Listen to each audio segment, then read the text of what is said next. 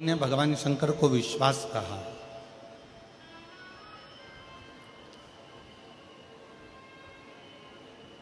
और तुलसी बाबा जी ने कहा कि जिसके हृदय में ये शिव रूपी विश्वास यदि आकर विराजमान हो जाता है, भगवान देवादिदेव महादेव रूपी विश्वास जिसके हृदय में आकर विराजमान हो जाता है, फिर उसको परमात्मा को ढूंढने के लिए नहीं जाना पड़ता। पंडाल की आवाज खोलो उधर।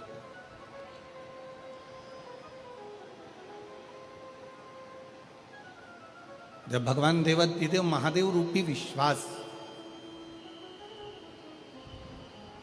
भगवान शंकर रूपी भरोसा,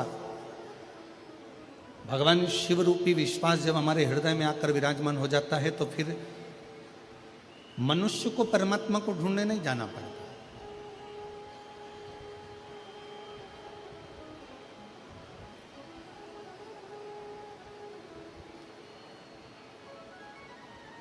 फिर स्वयं देवादिदेव महादेव भगवान शंकर अपने भक्त को ढूंढने के लिए आते हैं।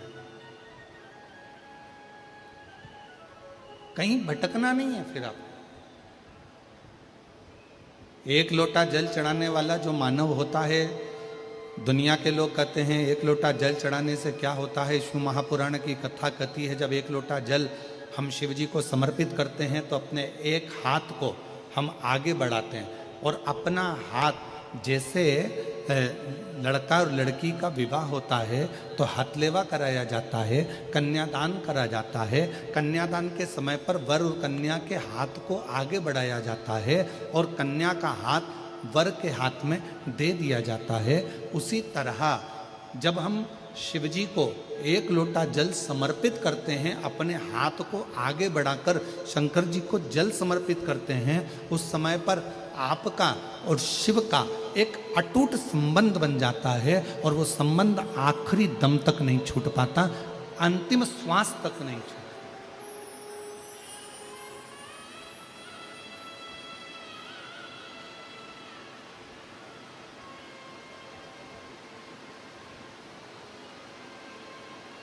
और वो संबंध फिर किसी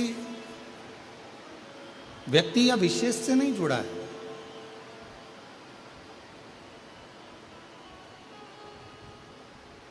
शिव महापुराण की कथा कहती है, जब भगवान शंकर को जल चढ़ाया जाता है, शिव जी को जब अर्चना करी जाती है, शिव जी को जब जल चढ़ाया जाता है, तो वो संबंध केवल एक मनुष्य का नहीं जुड़ा है।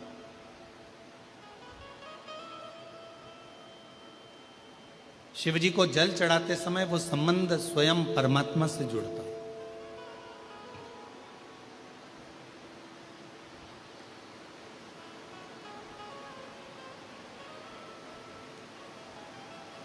कई लोग कहते हैं, गुरुजी क्या नारायण भगवान को भजने वाले को भगवान शंकर को भजना चाहिए?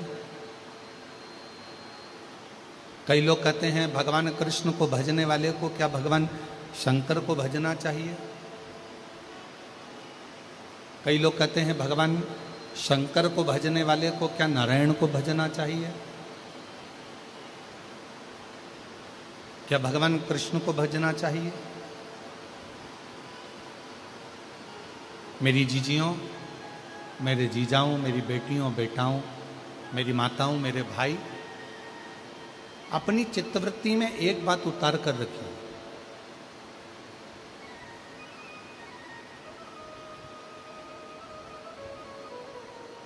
कि नारायण भगवान शिव के बिना अधूरे हैं, शिव नारायण के बिना अधूरे हैं, राम जी शिव के बिना अधूरे हैं, शिव जी राम के बिना अधूरे हैं, भगवान कृष्ण शिव के बिना अधूरे हैं और भगवान शिव कृष्ण के बिना अधूरे।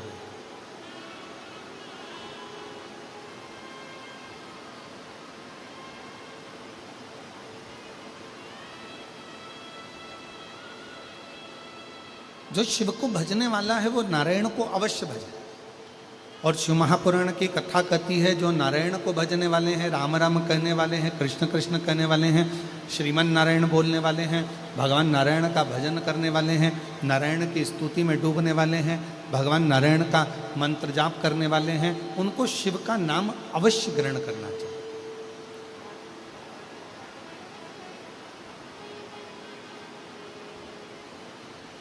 शिव के बिना नारायण सूने हैं और नारायण के बिना शिव सूने।